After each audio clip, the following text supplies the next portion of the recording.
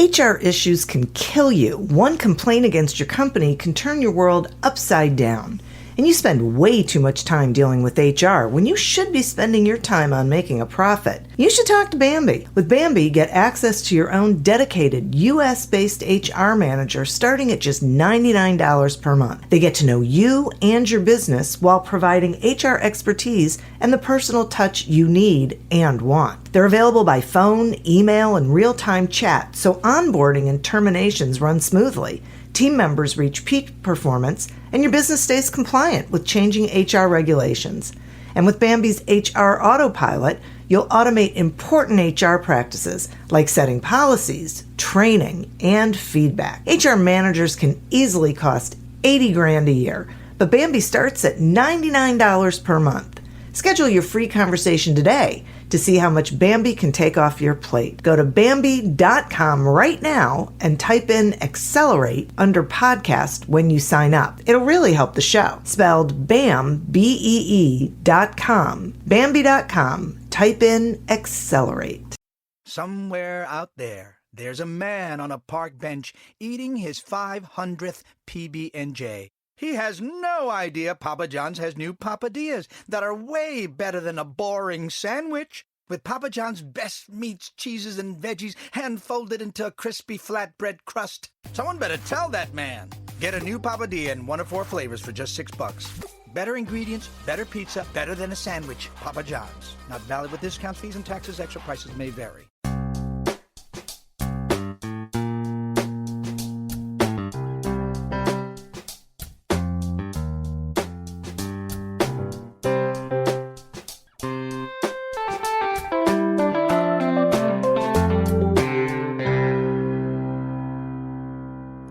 Welcome to Accelerate Your Business Growth with your host, Diane Helbig. Diane is a leading small business development and leadership coach, author, and speaker who is passionate about sharing valuable ideas, tips, and techniques with business professionals worldwide. Diane brings you the world's experts and gurus in all things business. Whether it's sales, structure, social media, planning, or plateauing, guests bring their expertise and energy to each episode. When growing your business is your focus, Accelerate Your Business Growth is the show to listen to. Got a topic or guest suggestion? Let Diane know. The goal is to make sure you have the information you need to move your business forward. Thanks for joining us. Settle in and enjoy. Hi, everybody. Thank you so much for joining me. Today's podcast is sponsored by Audible.com. Audible.com is a leading provider of spoken audio entertainment and information. Listen to audiobooks whenever and wherever you want. Get a free book when you sign up for a 30-day free trial at audibletrial.com/businessgrowth. Accelerate Your Business Growth podcast continues to enjoy inclusion on lists of the best podcasts to listen to. We recently appeared on the list of 12 podcasts to listen to get more sales on allbusiness.com. And that's because of the guests who join me to have a conversation where they share their expertise with all of you. So if there are topics that you are curious about or maybe you're struggling with in your business, you can listen in. There's someone who is a guest on this podcast at some point in time who has answers for you and is happy to share them with you. That is the case today. My guest is Kim Dawson.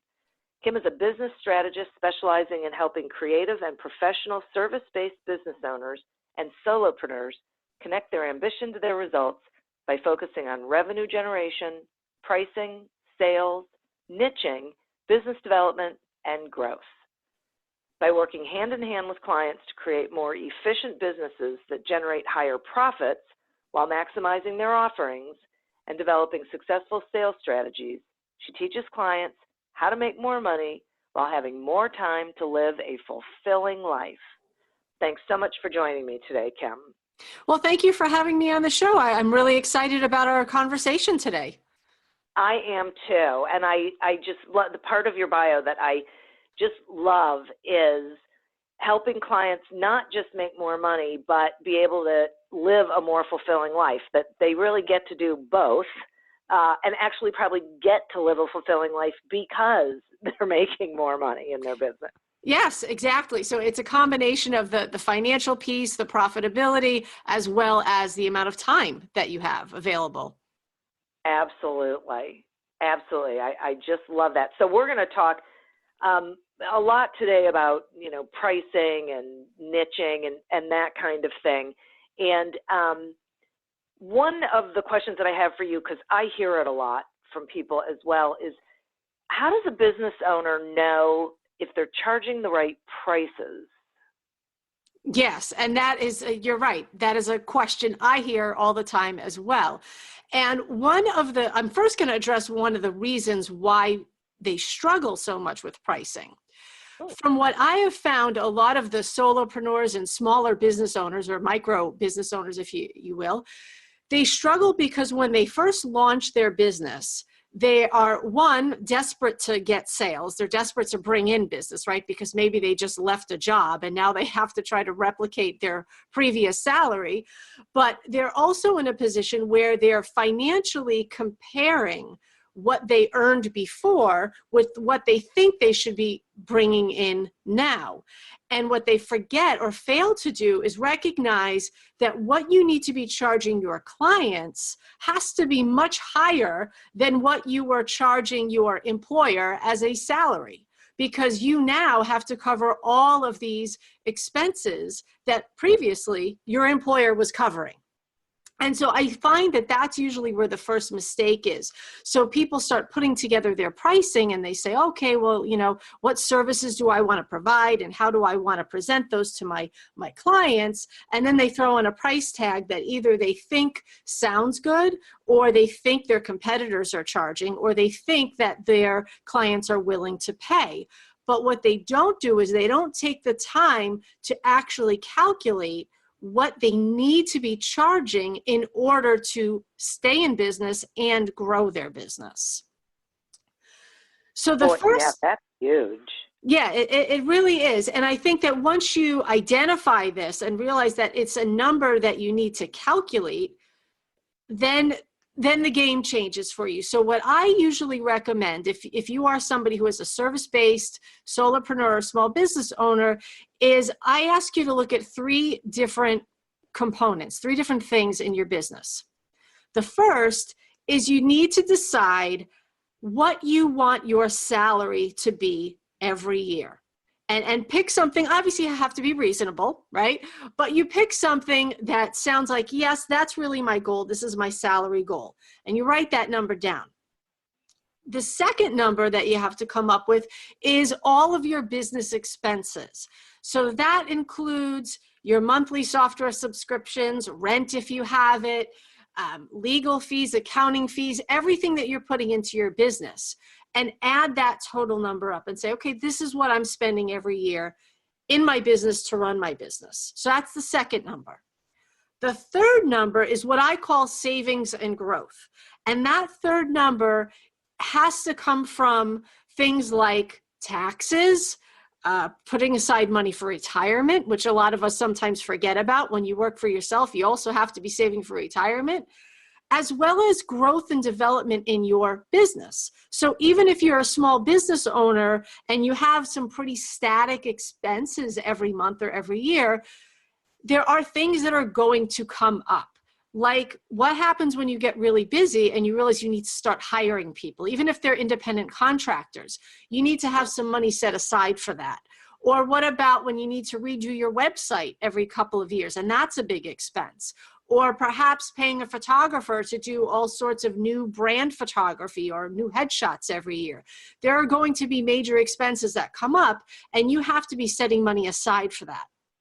So when you take these three numbers and you put them together, your annual desired salary, your business expenses, and an amount for savings and growth, you come up with this new number. And that number is what you need to be aiming for each year for your annual revenue goal. That needs to be your revenue each year, gross revenue. Now, that's the first piece of the puzzle. So first you take this number and you look at it, and it could be anything. Maybe it's $500,000 a year, whatever it might be. and you say, okay, this is my goal here that I need to be making and bringing into my business every year in order for it to be running at the place that I want it to run. But then the next step is to then look and say, well, how much time do I have available over the course of a year or a month, whatever, works for you in your calculations, to be doing billable client work. So depending on your business, that's, it might look a little different for everybody, but what people have to realize is that if you say to yourself, well, I'm available 40 hours a week to work, I'll use that standard number, you're not available for 40 billable hours a week. You're lucky if you're available for 20 billable hours a week. So you have to start doing that calculation and working backwards to say, okay, well, here's my annual goal. And then here's how many billable hours I'm available per year for work and to bill my clients. And then when you divide that out, you realize what your hourly billable rate really is. And then from that, you can start putting together proposals. You could start deciding on what you should be charging clients for certain projects, or even just having a better understanding of what your time is worth and what you need to bill for in order to reach these revenue goals. That is fabulous. Thank you. Oh my gosh, I so appreciate that.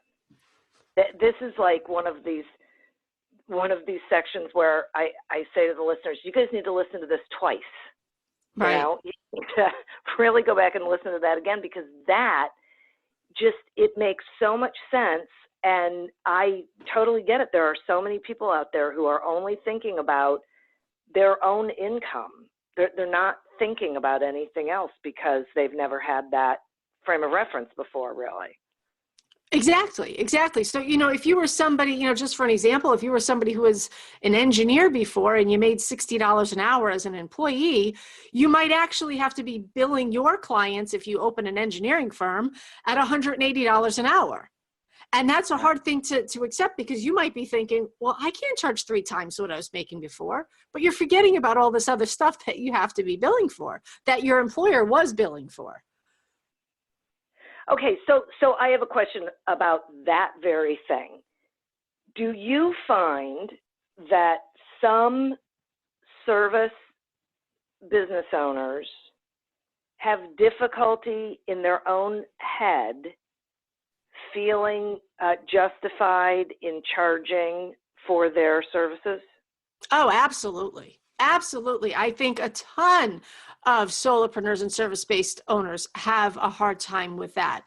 And to be honest, I don't quite know why. I just know that I see it. I don't know if it's that there's a fear that people will say no, that they're going to put that proposal together and they're looking at it with their own mindset and saying, oh, that's a lot of money. I don't know if I would pay that. And then they're afraid to present the proposal to the client. Or if it's just that they're so used to what they were making before they became an entrepreneur. I'm not really sure, but I definitely see that issue a lot. But I will tell you what I also see is that I know with clients that I work with, when I work through this with them to say, okay, I know that this is a scary number to be pitching this potential client, but here's what you really need to be proposing. And I walk them through that process and they pitch it. They almost always get that potential client to sign off. And then they come back and they say, oh my goodness, I can't believe that they actually gave me what I was asking for.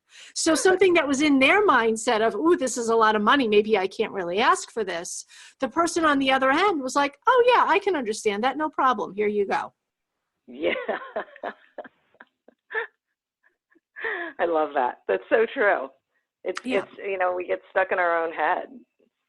It is. Absolutely. And I also think it matters who your client is or who your target audience is, because it is more difficult if you are a B2C service-based business. It is more difficult to sell higher ticket items sometimes to consumers than it is if you're in more of a B2B model, because businesses are kind of used to spending more money to maintain their businesses. Whereas consumers, they have more of a personal finance mentality. So sometimes that can be a little bit trickier. But even then, even when that's your situation, when you're in a B2C, it still doesn't mean that people aren't willing to pay the prices that you need to be charging in order to stay in business and to keep your business profitable and in good shape. Because the difference is that you have to know the niche within the consumer market.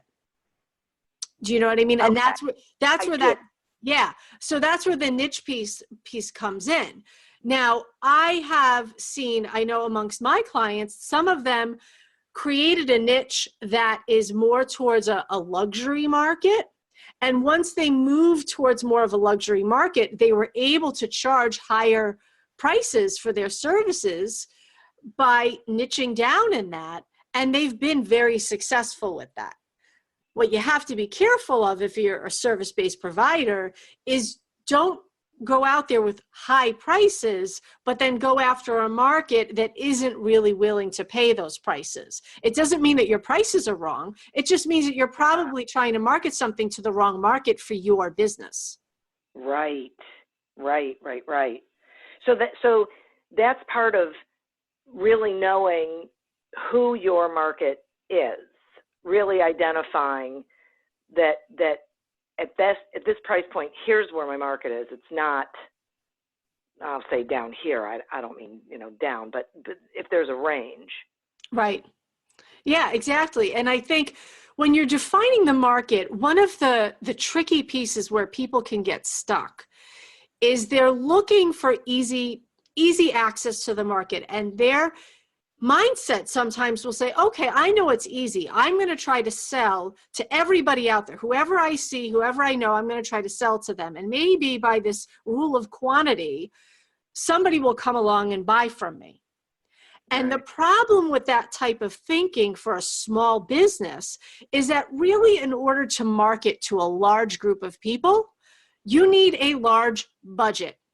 And small businesses do not have large budgets to market themselves everywhere.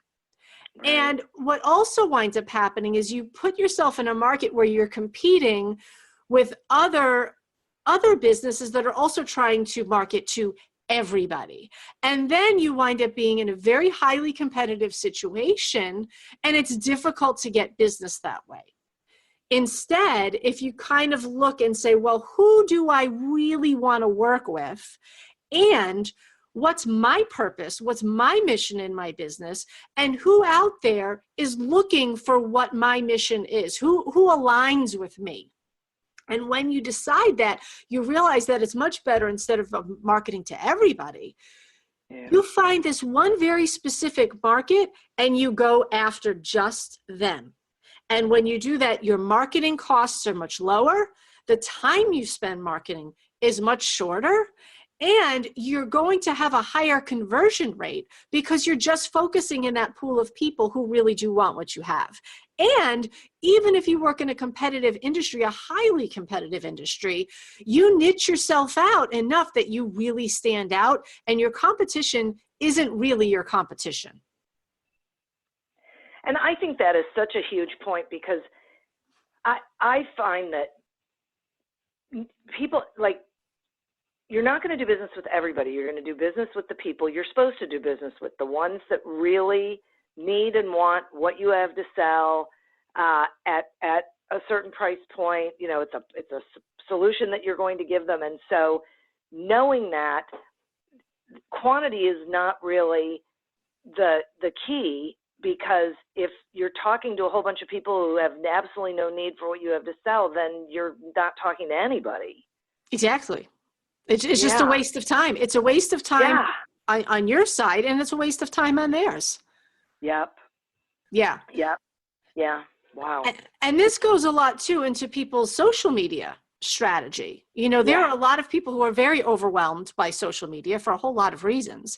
And when people are trying to figure out their social media strategy, they're posting everywhere. They're posting on every platform. They're following all these trends. Oh, everybody's doing this, so I'm going to go and do that too. But they're not necessarily stopping to say, well, is my market even in this platform?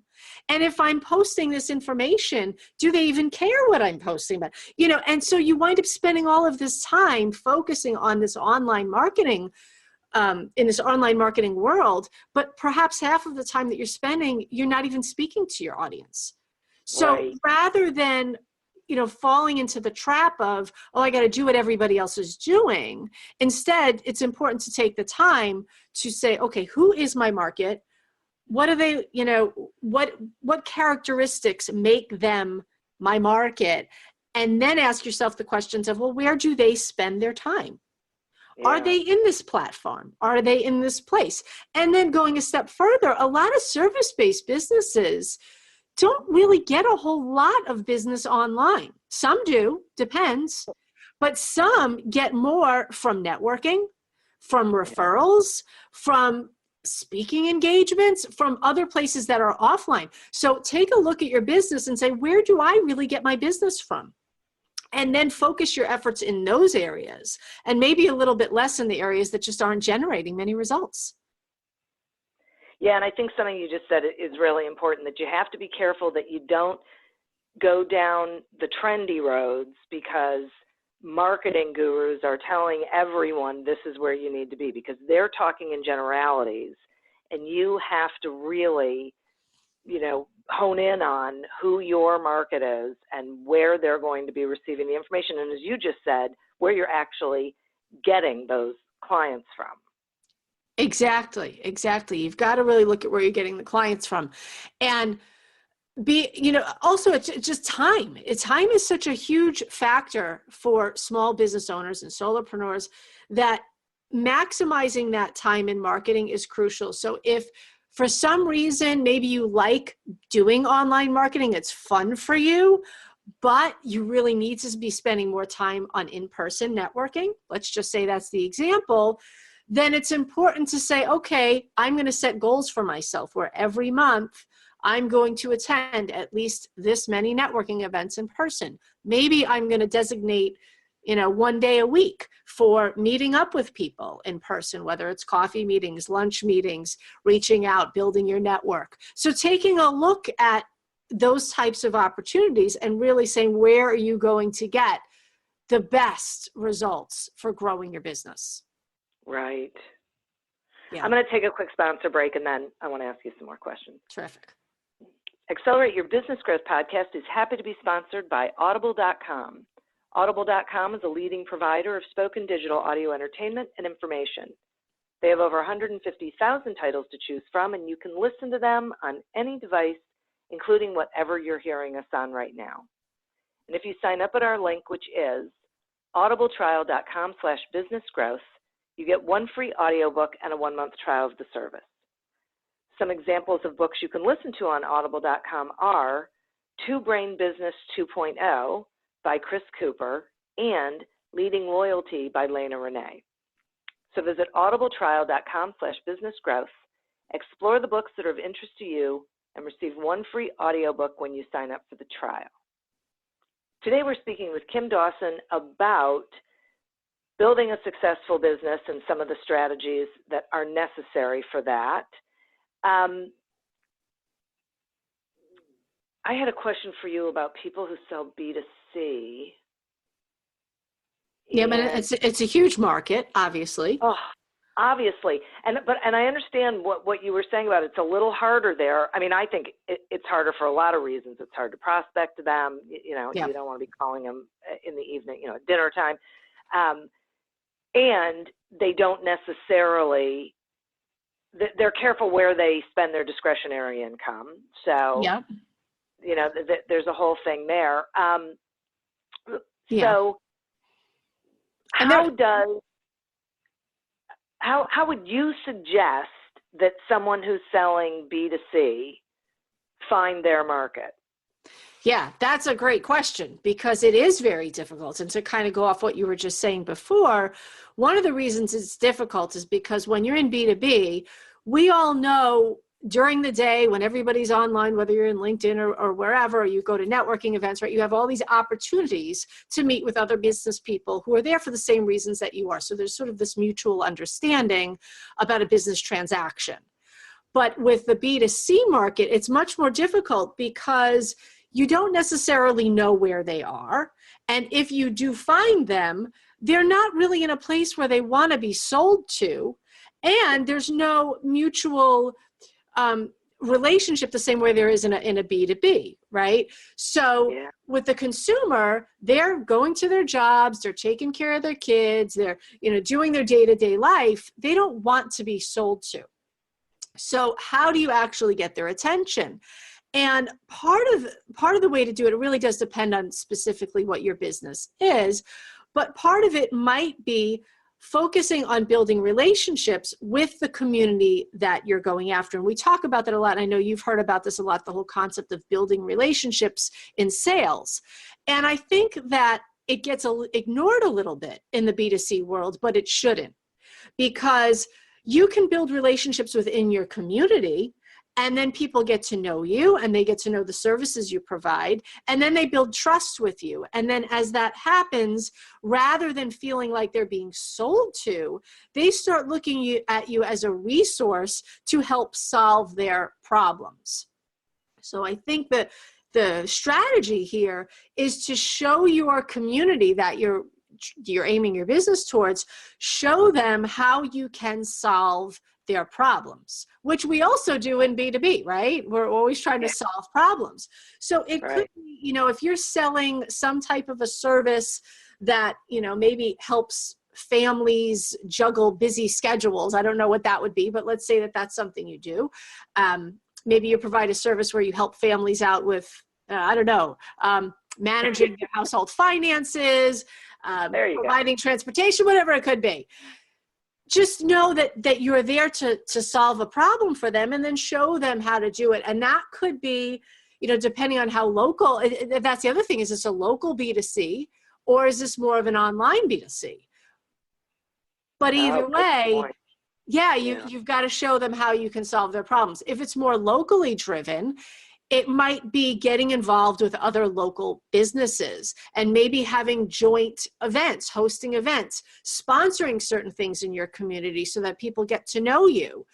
And if it's more of an online, then it could be more in social media of, showing how you can solve people's problems. And that could be, sharing articles with your audience. It could be having some type of a Q&A in a Facebook group. It could be a lot of different things.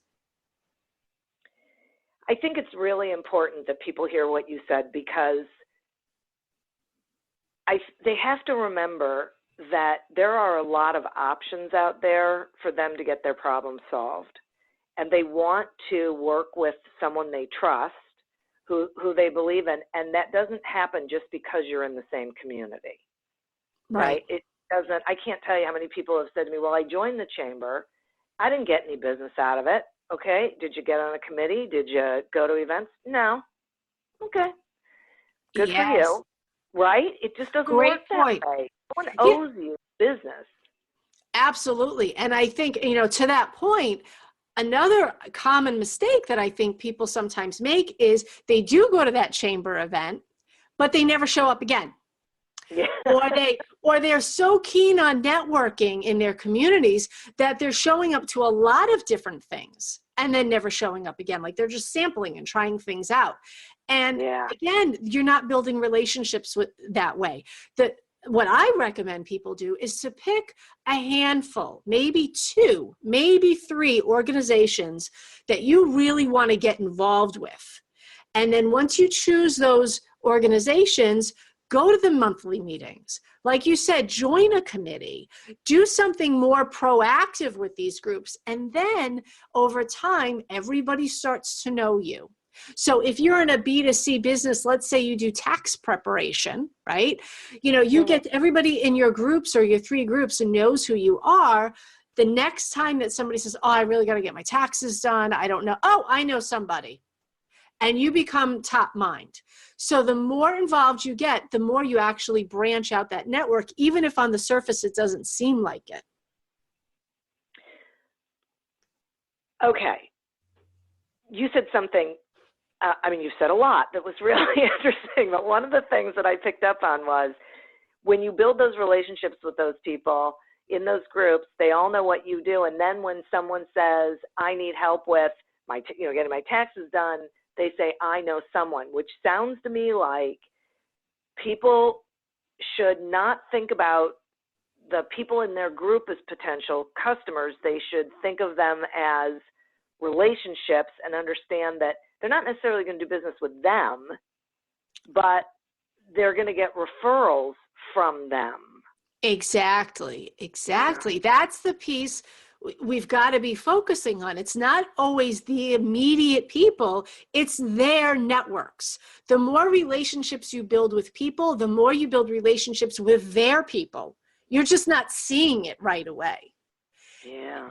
So there's really an incentive to always be making your network bigger. Really. And then focusing, I mean, obviously you can't build relationships with lots and lots of people, but if you focus on the right people, people that you connect with, people that, and it's not just always, oh, can this person bring me business? I think it's actually more, I met this person at this event. I really like them. We both like to play golf, whatever it is, or you found something in common with that person, you made a connection, and then there's a reason to stay in touch with that person. Oh, I'm so with you on this. I am so with you on this.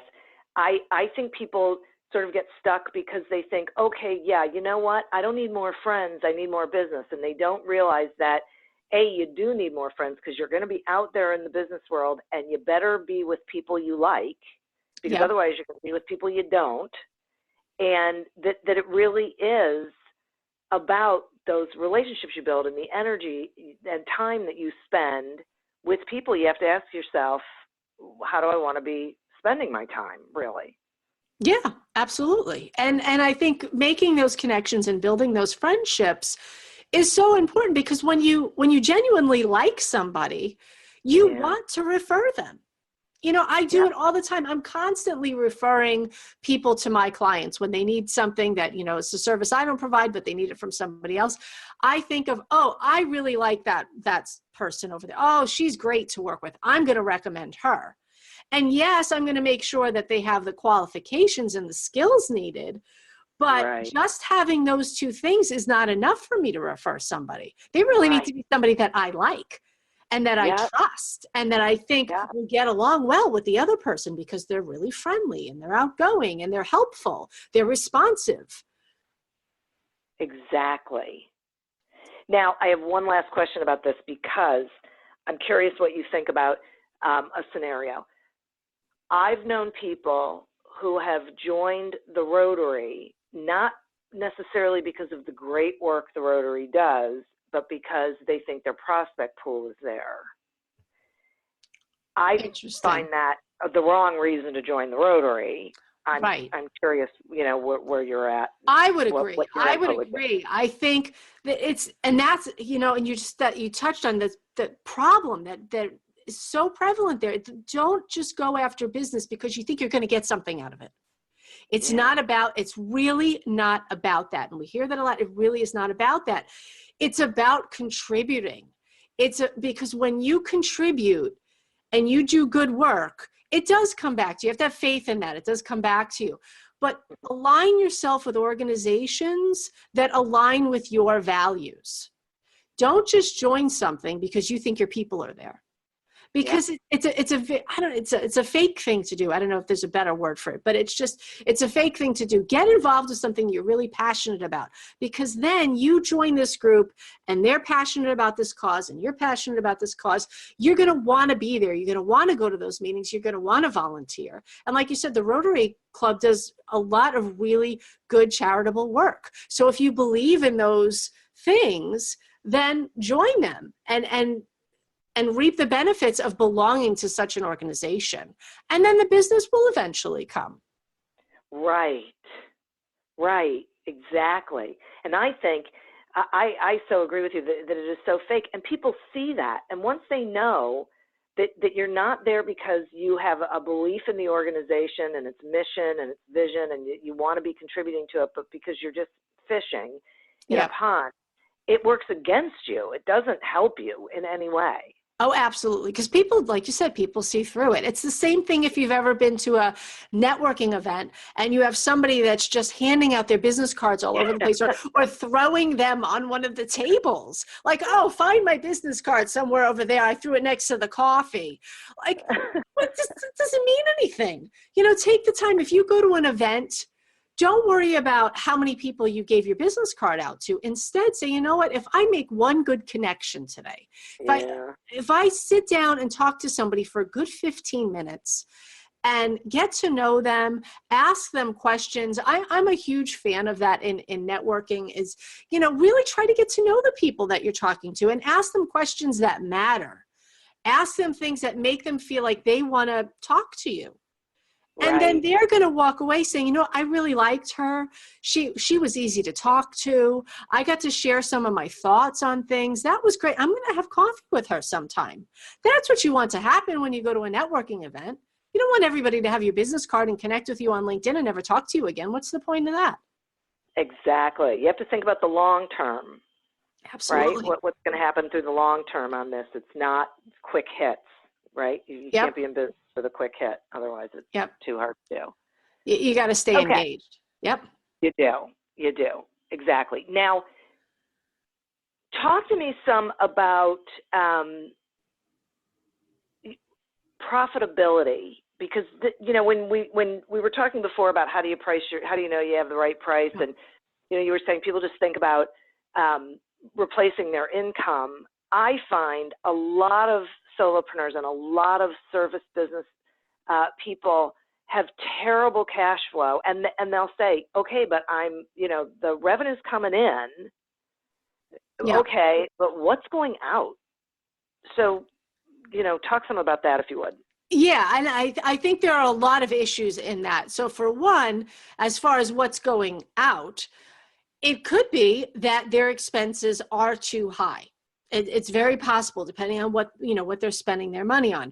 Are they signing up for a lot of online courses that now sit in their inbox and they've never been opened? Are they spending a lot on subscriptions for half of the software programs they're never actually using? So definitely take a look at what your expenses are and make sure that you're not overspending on things that you don't need to be spending on. That being said, I tend to find more often the case is not so much in the expense piece, it's in the pricing. So people will have money coming in, but they might not be charging enough because they haven't taken the time to run the calculations. So they say, oh, I'm so busy. I have 10 clients. I don't even have time for anything anymore, but I only made this much last month. And so my question to that is, if you are at full capacity with your clients and you're still not making enough money coming in with the cash flow piece, it's time to look at your pricing. It's time to look at the amount of time that you're spending in this. So for an example, sometimes I work with people in the photography business, and photographers, I'm going to use this as an example. You can have a photographer that says, oh, I'm going to do these portrait sessions and I'm going to charge $200 for a portrait session. The portrait session is an hour. The back and forth between the client and them is another hour. The editing of the photos is another 2 hours, right? And this list goes on. And so when they finally add it up, they've worked 5 hours on this portrait session that they charge $200 for. Yeah. And taking the time to really look at that is where the critical piece is, to say, well, first you got to figure out what your hourly billable rate is. And I would like to add on that, it doesn't mean that you go to your clients and say, here's my hourly rate. That number is used so that you can figure out what you need to be billing in a proposal or in a project, and what you need to be bringing in your business in order to pay for your expenses and keep yourself in a profitable place. But when you look at that and you say, well, okay, this portrait session takes me, I'm going to say 4 hours. This portrait session takes me 4 hours. Every portrait session takes me 4 hours. And let's say that you need to be bringing into your business $200 an hour in order to cover everything. Then you say, well, that means that my portrait sessions, I need to be charging $800. That's what my rate needs to be. So when you take a look at that, you will probably find if you are in this position where the cash flow is really low, but you're busy and you've got clients in the door and you don't know what's going on, it's probably in the pricing piece that you're not accurately charging based on the amount of time. Okay. What do you do then? You figure it out. You realize you're really not charging enough. You need to increase your rates. Yeah. How does someone do that and still keep their clients? Yeah, that's always the scary piece, right? Like if I do this, how am I going to keep my clients? So the first thing that I always say is you can't afford not to. And what I mean by that is, let's just use my example of the photographer. If you are only charging $200 for something you need to be charging $800 for, yeah, it's great you got clients in the door, but every client that's coming in is actually costing you money. It's costing you money because you're not charging enough to cover your expenses and your salary. So why would you continue to stay on this path of undercharging just to keep people in the door? Because at the end of the day, what you're really doing is you're working all day, every day, and you're not making any money. Why would you even bother? So I always try to start with that to remind people the reason behind doing this. But the second piece is, how do you actually then go about telling your clients that your rates are increasing? And one of the things that I recommend is if you have current clients that you need to up your prices with, I recommend send out an email to your clients if they're, on an ongoing basis, right? People that are constantly coming in for business and you've now realized you need to charge them more. You send them a nice email, and the technique that I use, some people call it the sandwich technique. There are different names for it, but you start off with something positive. You tell them how much you've enjoyed working with them, how much you love having them as a client, remind them of all the great success that they've had with you. And then you go into the second piece, which is, by the way, as we are now, you can make up whatever reason makes sense for your business, but say, we're now at a point where we want to provide better customer service or better client service for our clients. And in order to do that, it is now time for us to raise our rates. Because really, it is at the end of the day about client service. Because if you're being paid fairly for your time, you're able to devote that time to your clients and give them excellent service. So you go into that and say, we're increasing our rates. And then you finalize it with another positive note of, again, how much you've loved working with them, all of the excitement for the future that you have working with them, some of the ideas that you have for working with them in the future. And if they have any questions, you are more than happy to answer them. And I recommend starting with that. And emails are great because it allows you to really think about what you want to say and craft it in this format in a very articulate way. And then when the client receives it, they know that you're sending this to all of your clients, that you're not singling them out, that it's a standard policy. People also know that everybody raises their rates. Everything goes up. The cost of everything goes up. We know this, right? So that comes into it. And then if people do feel like they have a question or if there's an issue, you are there to answer their questions. And I have not in my history seen a lot of people follow up after my clients have done things like this, sent out the emails. I've not heard of many times where a client picked up and said, oh, well, I saw you're increasing your rates. Why? What's going on? Most people usually know. And I think if you do a good job in that email, they understand. Now, here comes the second piece to this. Let's say somebody does come back to you and they say, I just can't afford your new rates. I can't do it. I can't swing it. So what's my response to that?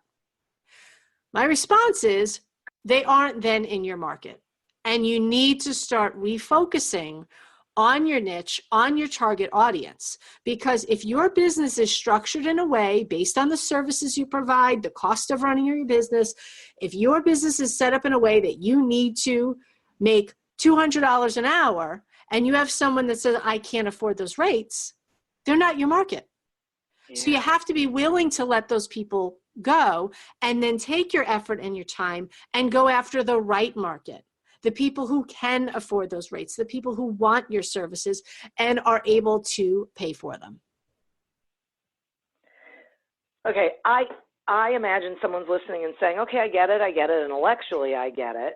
Right. And then how do I say that to them in a way that is still positive? You mean if they're unable to work with them anymore? Yeah. Yeah. And, and it's funny, it's really hard to give somebody the exact language on that because it's going to be different for every person in every scenario. But I think it really just comes down to being genuine and honest and letting people know that, hey, I'm a small business owner and I've been, relooking at my numbers lately. And I've discovered that this is what I really need to be charging in order for me to stay in business. And if I continue doing my business at these lower rates, I just can't survive.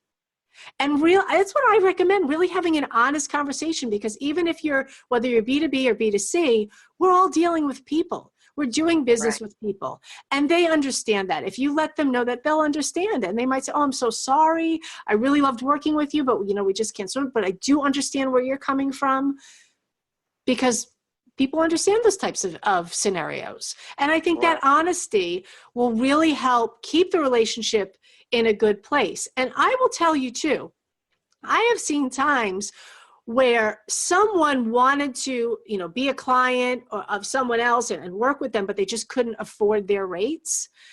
But because the relationship was good, they still referred them to other people. So they might not necessarily be able to afford what you're offering, but they may know somebody who is, and because you've kept a good relationship with them, they're going to refer other people to you. Right. Right. It really, as we're talking about this, the thing that's ringing through so much for me is that it's about being honest in all of these interactions and engagements. It's about being honest with yourself about what you offer, what rate you need to be offering it at, and being genuine and honest with everybody, because that's then when you're, I would think, in the right place in your business. You're working toward the right market. You're charging the right amount. Yep. You're building really good, solid relationships. Yeah, absolutely. And people really do appreciate it, and they're much more understanding. And I will say, even though it's scary, because I coach people on this a lot, I will oftentimes take on clients. The first thing I do usually is look at their pricing. And then when they do have to increase, they're scared. They're frightened. They're thinking, how am I hired you to grow my business, and now you're telling me to take this big risk where I might lose clients. What are you doing? And I coach them through it. And I just have this honest conversation, present the proposal. This is the number. Know that your number did not come out of thin air, that you calculated it. It's how much time is going to go into this project. This is what you need to be earning. Just be confident, honest, and communicate. And then when they get the contract signed, they're so excited. And I can't believe they paid this. I can't believe they did this. So give people credit. That's my advice. Give people credit that a lot of people do see the value, and they're really willing to pay what you need to be earning in your business, as long as you're providing value. Yeah. Okay. And before you were talking about, you were going through, this is the hourly rate, but they're not necessarily going to say this is the hourly rate. It leads me to another question I have, which is, how should service providers be, or small business owners be charging? Is it by hour, by project, by contract period? What is your advice on that? My advice, again, it always depends on the industry, but my usual advice is to stay away from charging hourly. And the reason to stay away from charging hourly is that it pins too much of time to money. And the reason that can work against you as a service-based owner is, here's the scenario for you. Let's say you start out in your business providing a service, whatever that service is. And in the beginning, you're kind of new, you're not that experienced, and that service takes you 20 hours to perform. So you go out there and you say, okay, well, my billing rate is $200 an hour. It's taking me 20 hours, so I'm going to bill this at $4,000. 10 years later, you're really experienced, you're great at what you do, and the same thing that used to take you 20 hours now only takes you 5. If you're charging hourly, are you telling me that you're now going to drop your rates because you have 10 years more experience and 10 years more skill. It doesn't make any sense, right? But if you start out by billing on an hourly rate, you actually build in that mindset. And you'll find, you'll say, oh, well, that's only going to take me 5 hours. I'm just going to charge you this. When really you should be charging them for the enormous amount of value that you're providing. So that's one issue I see with the hourly. The other issue I see is that people sometimes have a hard time judging how much time something's going to take, even if they are really experienced, because we all know nothing is cookie cutter. Every project is different. Every client is different. Things can go in different directions. And something that in the beginning, if you say to somebody, oh, I think this is going to take me 10 hours. Here's my billing rate. You give them this budget. You give them this idea of what you think it's going to charge. And then you turn around and there's all different things thrown at you left and right. And you realize that something you thought was going to take you 10 takes you 40. Now you go back, what are you going to do? Say to the client, I got to bill you for an extra 30 hours? Right. Like they don't want to hear that. And then, or what usually happens is the service provider is scared to do that. So they wind up eating the money, which is even worse. And now you've just put in 30 hours of work that you're not even getting paid for. So the better thing to do is to really bill based on projects and based on contracts, and then do estimates. You're always going to have to estimate at some point. But let's say you're working on, an example might be if you're a social media marketing manager, somebody who does people's social media for them. Maybe you set up a monthly contract where you sit down and say, okay, well, I can take on 10 clients a month. I need to be making $10,000 a month in my business. That means I need to charge each client $1,000 a month. Because that's how much you have time to do. So you charge them $1,000 a month, and whether or not their work takes you 3 hours or 5 hours, it doesn't really matter, because either way, you're getting paid what you need to get paid to do that job. They're happy because they're getting what they want from you. They're getting this monthly maintenance of social media, and you're happy because not only can you rely on this amount of money every month, but it also helps you in projecting your cash flows. So it's kind of a win-win for everybody. And they're not looking at, oh, well, it only took you 3, even though last month it took you 5 hours. Can't you cut me a deal? Like, you don't have to worry about any of those conversations. I'm only laughing because we've all had those conversations. Yeah. It is. It's just not a situation that you want to be getting yourself into. And I think that while all of us would agree, time is hugely valuable. It's probably our most valuable asset. We don't necessarily want to be billing people by the hour. We want to be providing projects. It's not only is it easier for all the things that I said before, but it also is easier because it allows you to give better customer service to your clients. Because if you know that your client only has a certain budget, and you're going over that in an hourly setup, you're less likely to do that extra work. But if you're billing up front for that and you say, well, if you're going to work with me, it's $5,000 a month. This is what my retainer is, however you set it up. You're happy to do this extra work because you're already getting paid for it and you're giving them better service, which they really like. The other piece of this. Point.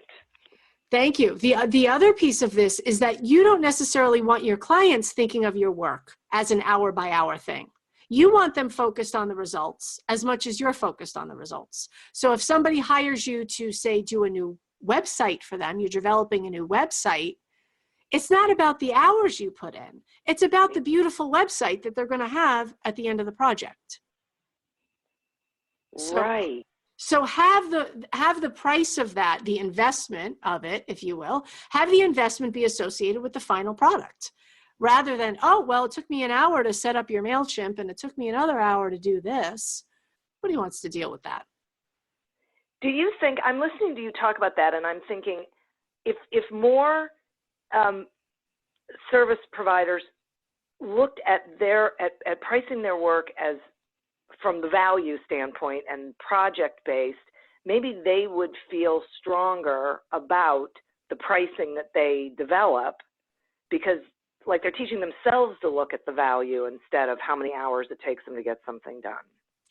Absolutely. Absolutely. Because and that's a great point, because what that makes me think of is if you're really focused on profitability, if you get stuck in the hour by hour, you're not in a scalable model, and you're really focused on, I work an hour, I get paid an hour. I work an hour, I get paid an hour, which maxes you at a certain point. Yeah. And really, you don't want to be in business to say, oh, this is my cap. This is all I'm ever going to make, no matter how hard I work. Because if that's where you were, it's actually easier to just work for somebody else and let them pay you a salary. Right. One of the beautiful things about being an entrepreneur is that you could be a little bit more creative and out of the box and say, I can work really hard, but I can also have ways to scale my business. And I can also have higher limits on my profitability and on my annual revenue. So by getting out of the time-based model and going more into the value-based, it gives you the opportunity to feel really good about your work and to feel that you're really having the opportunity to be truly profitable in your business. And I would add too, kind of to what you said before, sort of a mind piece issue, but if you can look at it from more of a project base or a contract base, it allows you to be able to, I guess, to feel good about the value more than the time. I think, Right. there's something there about that. If you say, going back to the website example, if you charge people $10,000 for a website, it's easier to say, yeah, I provided really good value, because yes, they spent $10,000 on that website, but think about how much their business is going to grow because they Right. have this great website that has all the functionality that they needed. Their clients are going to have a great customer experience. You're really helping them build their business, and you're helping them sell, and you're helping them get clients. There's a value to that. Exactly. It's about the end result. I love that. Yeah, absolutely. Wow. Kim, I got to tell you, this is so great. I appreciate the information, and I'm positive that there are people listening who are thinking, wow, you know what?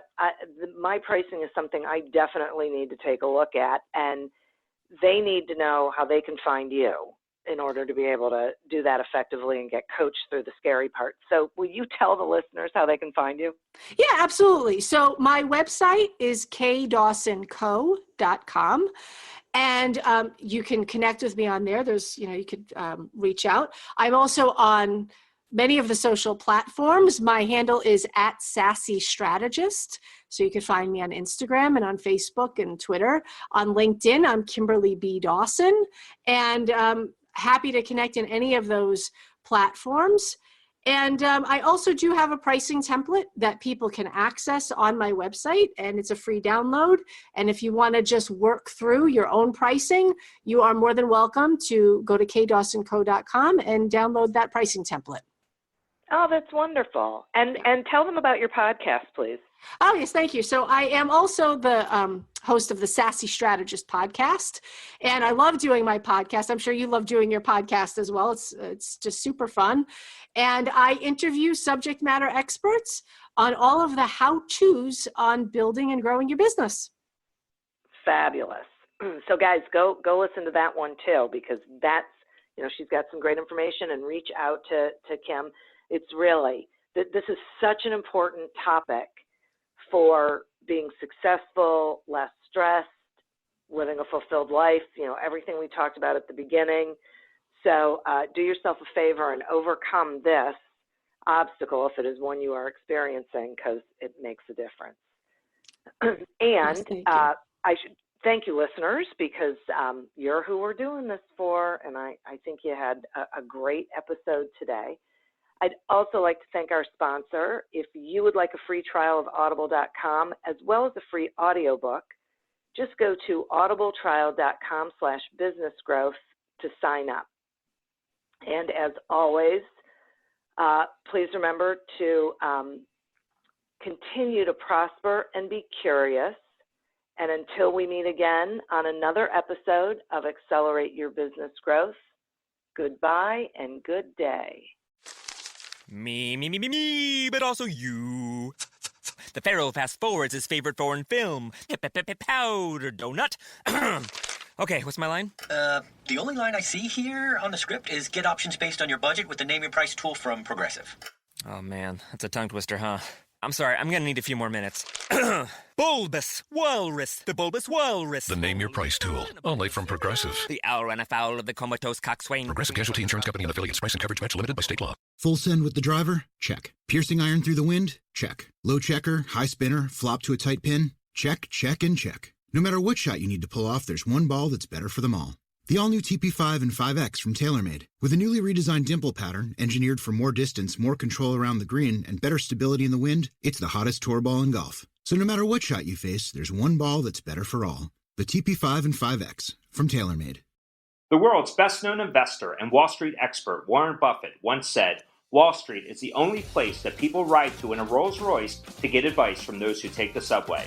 Mr. Buffett's quote is remarkably accurate, but how many people would rather receive advice from him than someone simply guessing? Welcome to Buy, Hold, Sell, your single source for Wall Street knowledge and profitable guidance. Please join me, Todd Schoenberger, and fellow trader Tobin Smith, as well as host Veronica Dudo, for a podcast known to move the needle for investors. Tobin and I are seasoned Wall Street executives with deep investment experience, and we are prepared to share our advice to those who choose to listen. Download Buy, Hold, Sell today on the Evergreen Podcast Network or your favorite podcast channel.